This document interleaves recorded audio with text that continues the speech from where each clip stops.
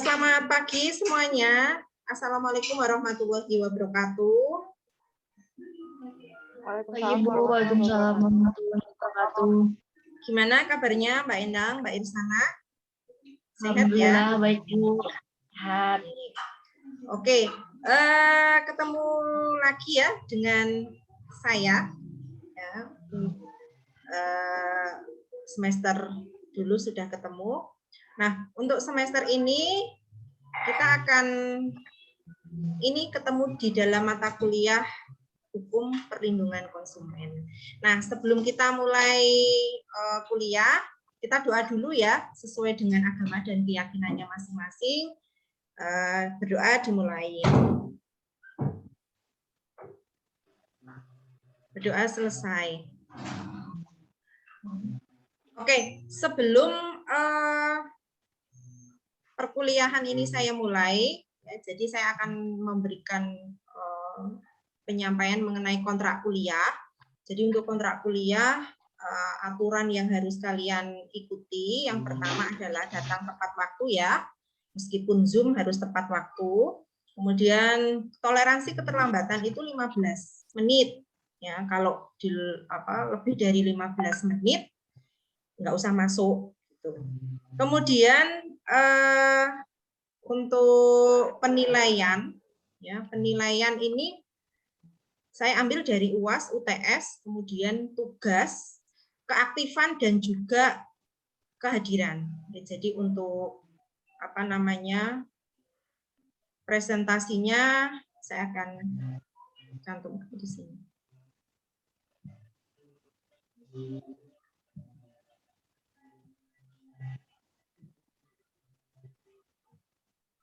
Oke, ya. Jadi di sini ya untuk penilainya UAS itu 35%, UTS 25%, tugas 20%, keaktifan 10% dan kehadiran 10%. Oke.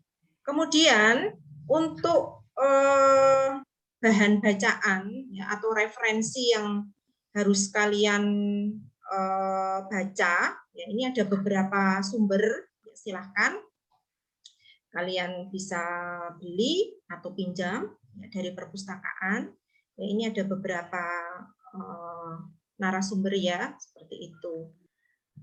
Oke, sekarang kita langsung masuk saja ya ke pokok materi. Ya, hukum perlindungan konsumen. Pastinya kalian sudah nggak asing ya dengan perlindungan konsumen. Ya. Nah, apa sih sebenarnya perlindungan konsumen itu? Ini ada gambar nih ya. Jadi kalian bisa menganalisis ya. Siapa yang bisa menjelaskan kaitannya ya, gambar-gambar tersebut dengan perlindungan konsumen. Ya. Coba Mbak Indah bisa menjelaskan ada produk kosmetik ya, lipstik, kemudian ada HIT ya, semprot nyamuk, dan juga ada mie seperti mie samyang ya, mie samyang yang dari Korea yang pedas itu. Ya, silakan kalian ini ya menyampaikan pendapatnya, nggak usah takut, jangan takut salah gitu. Silakan. Bang Kawe, Bu. Oh ya, sebentar Mbak Endang dulu, Mbak Endang. Oh, Mbak Endang dulu ya, Bu. Kalau menurut saya itu yang berkaitan dengan perlindungan konsumen itu di kosmetiknya, Bu. Karena apabila terjadi semisal ada produk kosmetik yang merugikan konsumen, seperti ibaratnya ternyata produknya itu bikin alergi atau ternyata berdampak sesuatu kepada konsumen, maka di situ konsumen berhak mendapat perlindungan. Kalau menurut saya seperti itu, Bu. Oke, dari kosmetik ya, dari produk kosmetik ini. Jadi kalau misalnya produk kosmetiknya itu misalnya palsu gitu ya Mbak ya, jadi aspal, asli tapi palsu. Kan banyak sekali beredar produk-produk kosmetik seperti itu. Nah, bagaimana dampaknya bagi konsumen yang memakai produk tersebut dan menimbulkan mungkin wajahnya jadi rusak ya, atau bibirnya malah menghitam seperti itu. Oke. Mbak Irsana, punya pendapat? Silahkan. Ya, kayak yang Ibu bilang tadi barang palsu, Bu. Jadi mungkin perlindungan konsumen itu untuk membuat gimana ya, Bu? Untuk susah, Bu. Bentar ya, Bu. Gimana?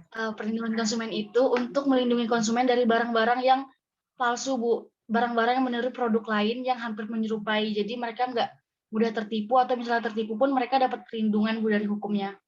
Gitu, Bu. Oke, ya. Jadi di sini konsumen menurut Mbak Irsana itu ini ya harus dilindungi dari peredaran barang-barang palsu seperti itu.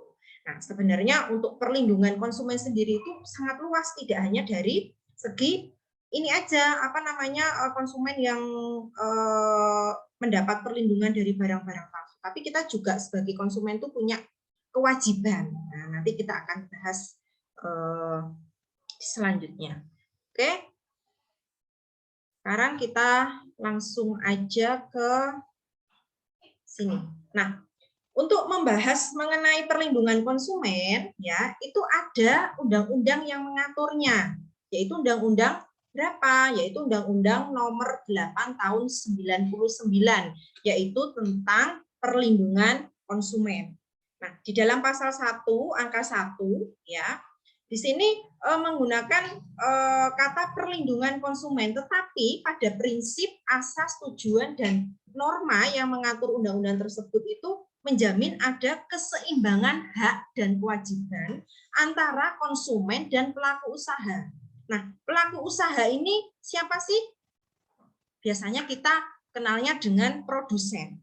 Gitu. Jadi meskipun bunyi dari apa namanya undang-undang ini adalah undang-undang perlindungan konsumen, tetapi ya di sini ada dua pihak gitu, yaitu konsumen dan pelaku usaha gitu ya, tidak hanya melindungi konsumen saja, tetapi ada pelaku usahanya juga. Sampai di sini bisa difahami? Kalau kurang jelas bisa ditanyakan ya.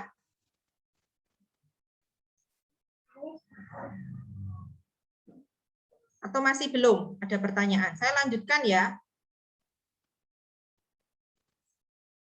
Nah, Ya, jadi Bu. di sini dari apa namanya kesimpulan yang bisa diambil dari pasal 1 tadi, ya, pengertian hukum perlindungan konsumen itu ya terdiri dari konsumen dan pelaku usaha.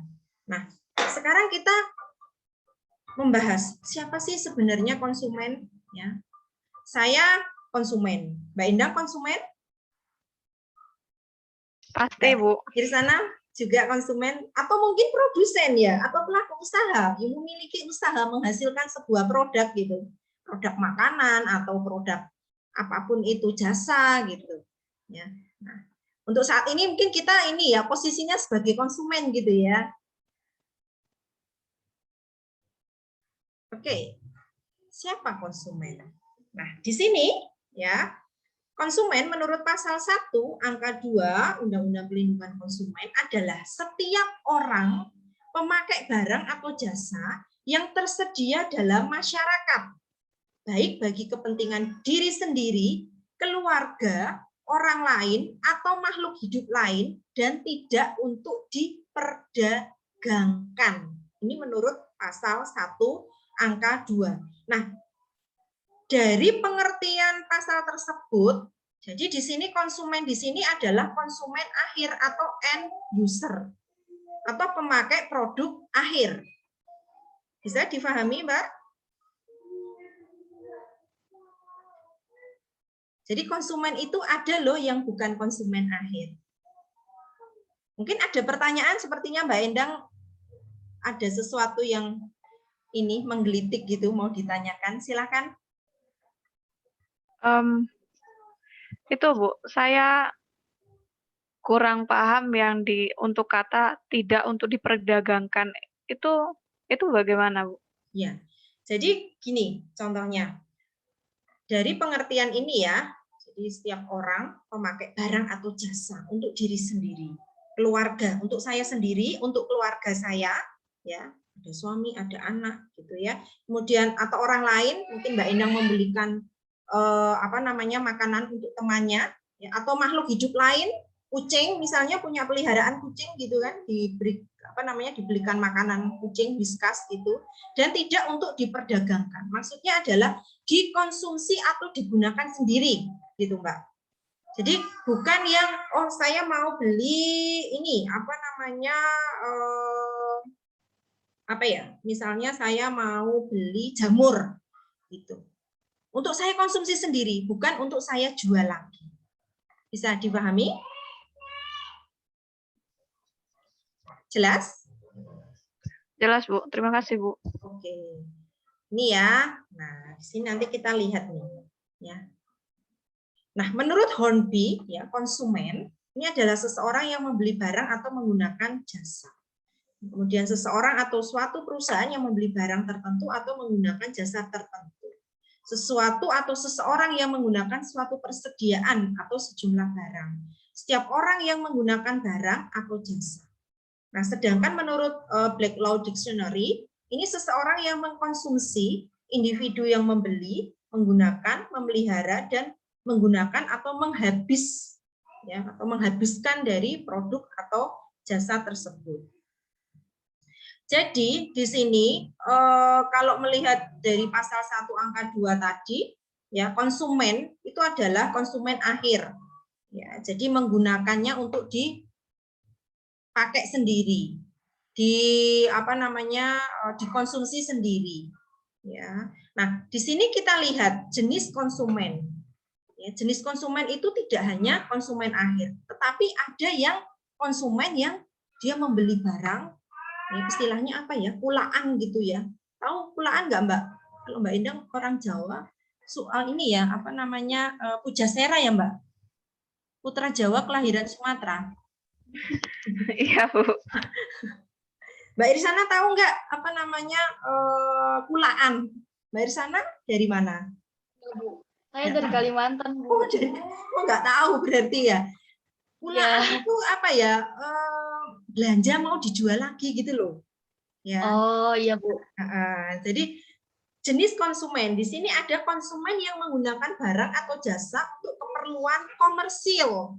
Ya, jadi intermediate consumer, intermediate buyer, derived buyer, consumer of industrial market. Jadi di sini dia istilah lainnya adalah konsumen antara. Gitu. Ya, jadi saya tadi misalnya saya punya usaha gitu ya. Saya punya usaha misalnya jamur gitu. Ya, jamur crispy gitu. Nah, saya kan beli jamur, tapi kan saya jual lagi, bukan saya konsumsi sendiri gitu. Ya. Kemudian yang kedua adalah konsumen yang menggunakan barang atau jasa untuk keperluan diri sendiri atau keluarga atau non komersial atau end user tadi yang disebutkan dalam pasal 1 angka 2 Undang-Undang Perlindungan Konsumen. Nah, dari sini ya kesimpulan ya pengertian konsumen ini ya di dalam realitas bisnis itu tidak jarang dibedakan antara consumer dan customer ya. Mungkin udah sering ini ya mendengarkan ya customer mungkin yang lebih familiar di dalam kehidupan kita sehari-hari. Kalau consumer itu jarang gitu ya. Konsumen, sedangkan customer itu pelanggan. Nah, bedanya apa? Di sini konsumen, semua orang atau masyarakat termasuk pelanggan gitu. Nah, sedangkan pelanggan ini konsumen yang telah mengkonsumsi suatu produk yang diproduksi oleh produsen tertentu. Jadi ada ada ini ya kontinuitas gitu. Misalnya saya adalah pelanggan air minum Cleo ya. Jadi ada waktu yang terus-menerus gitu.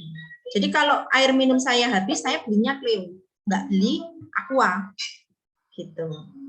Kalau konsumen itu ya hanya sekali atau 2 kali ya. Tapi kalau pelanggan itu kan ada kontinuitas gitu. Kemudian konsumen akhir dengan konsumen antara. Ya, sebelum bahas ini bisa memahami antara konsumen dengan pelanggan, consumer dengan customer. Bisa, Bu. Bisa ya, ya cukup jelas. Oke, sedangkan di sini konsumen akhir dengan konsumen antara. Konsumen akhir tadi sudah jelas, sudah saya jelaskan. Jadi di sini mengkonsumsi secara langsung produk yang diperolehnya. Tapi kalau yang antara tadi, ya memperoleh produk untuk memproduksi produk lainnya, untuk dijual lagi. Ya, di sini misalnya membeli kain untuk langsung digunakan. Jadi saya beli kain, saya masukkan ke penjahit, ya, saya ngukur gitu untuk bikin baju gitu. Itu saya konsumen akhir. Tapi kalau saya membeli kain ya, untuk dibuat busana, kemudian saya jual lagi. Itu berarti konsumen antara. Cukup jelas ya? Oke. Lanjut. Silakan ya kalau ada pertanyaan. Nah, sekarang pelaku usaha. Ya, tadi kita bahas tentang siapa itu konsumen, ya jenis-jenis konsumen, ya. Kemudian sekarang siapa sih pelaku usaha? Ada yang tahu? Pelaku usaha atau produsen? Silakan. Mbak Irisana? Pelaku usaha? Orang yang menjual satu produk, Bu. Orang yang menjual suatu produk. Apakah hanya produknya itu berupa apa, Mbak? Produk itu berupa apa? Semuanya itu apa? Produk itu berupa apa sih? Barang. Barang. Apakah hanya barang? Enggak juga, Bu. Apa? Pelaku usaha. Apa, Mbak Endang? Produk itu berupa barang dan jasa, Bu. Barang dan jasa, ya, jasa juga gitu ya. Kayak apa namanya, laundry itu kan jasa toh. Ya, kalau misalnya banyak tugas, kuliah, ujian, nggak sempat nyuci, kan ke laundry gitu ya. Oke, siapa sih pelaku usaha itu? Nah, di sini pelaku usaha menurut pasal 1 angka 3 Undang-Undang Perlindungan Konsumen ini adalah orang perorangan, ya. Jadi bisa pribadi atau badan usaha. Ini sudah cukup jelas ketika kita semester 3 ya, waktu hukum dagang gitu ya. Badan usaha baik berbentuk badan hukum maupun bukan badan hukum yang didirikan atau berkedudukan di wilayah hukum Indonesia, baik secara sendiri atau bersama-sama melalui perjanjian ya, melakukan kegiatan usaha dalam bidang ekonomi. Ya, contohnya apa di sini? Ya, ada perusahaan, ya, kemudian korporasi, BUMN, importir, ya, kemudian pedagang, distributor, ya, grosir, ya, leveransir, pengecer dan sebagainya. Nah, di sini batasan pelaku usaha ini dapat ditentukan secara berurutan, ya, sehingga mempermudah konsumen untuk menggugat ya, jika dirugikan oleh pelaku usaha. Yang pertama apa? Yang pertama di sini ya, pelaku usaha pembuat produk jika berdomisili di Indonesia yang domisilinya diketahui konsumen. Kemudian jika produk yang merugikan konsumen tersebut diproduksi di luar negeri, maka yang digugat adalah importir karena Undang-Undang Perlindungan Konsumen sifatnya teritorial. Kan banyak sekali ya sekarang di Indonesia itu produk-produk impor. Iya apa enggak? Dari segi makanan, ya, mie samyang, ya. Apalagi kalian anak-anak muda itu sukanya yang pedes-pedes level-level sampai level sampai 30 gitu ya. Nah, itu ketika misalnya konsumen ini mengkonsumsi mie tersebut kemudian misalnya sampai meninggal. Nah, ini kan yang digugat importirnya. Atau produk kosmetik kan sekarang banyak yang dari Korea ya ataupun dari Cina, produk pemutih wajah itu yang kita orang Indonesia itu sebenarnya kulitnya itu eksotis loh ya. Coklat-coklat sawo mateng ya. Sawo mateng bukan sawo busuk itu. Nah, orang bule aja pengen seperti kita. Nah, kita kok malah pengen putih gitu ya. Bule aja senangnya berjemur, tanning di pinggir pantai. Kita malah pengen putih. Pakai produk ini impor pemutih ya. banyak juga yang mengandung merkuri dan akhirnya menyebabkan kerusakan pada kulit, wajah, dan yang lain. Kemudian, jika produsen maupun importirnya tidak diketahui, maka yang digugat adalah penjualnya atau pengecer. Dari siapa konsumen itu membeli barang. Nah, urutan di atas ini hanya berlaku jika produk yang dihasilkan mengalami cacat pada saat produksi. Jadi, perlindungan konsumen ini sangat menarik karena selalu berkaitan dengan kehidupan kita sehari-hari gitu. Pernah nggak kalian mendapatkan pengalaman yang tidak mengenakan berkaitan dengan ini konsumen perlindungan konsumen ini? Pernah nggak?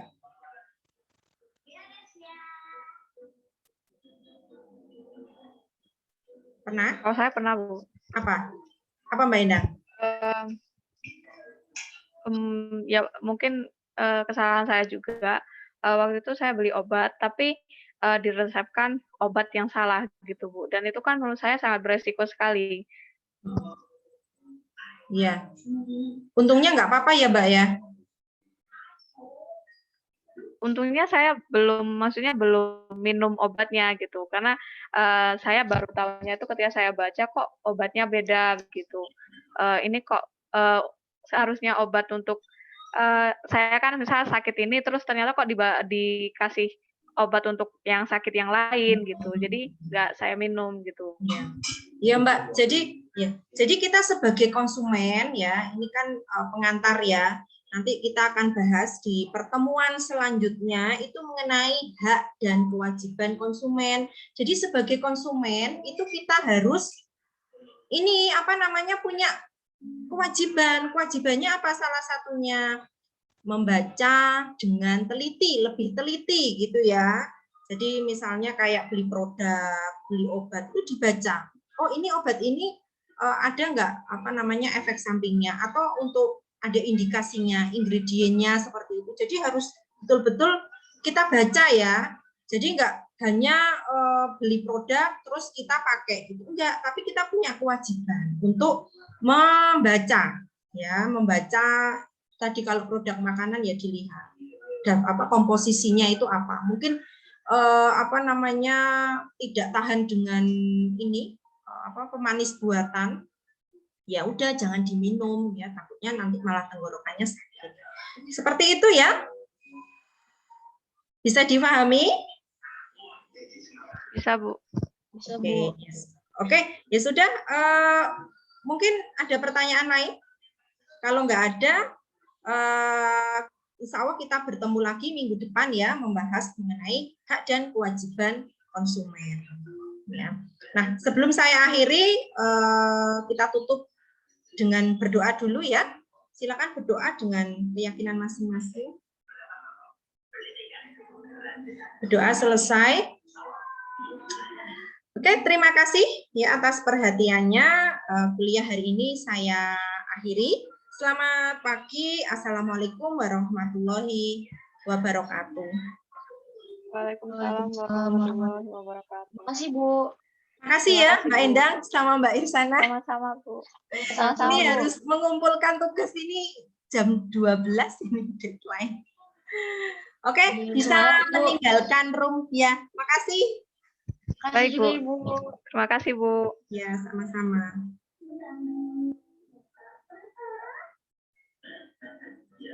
Sayang, ini stop recording ya?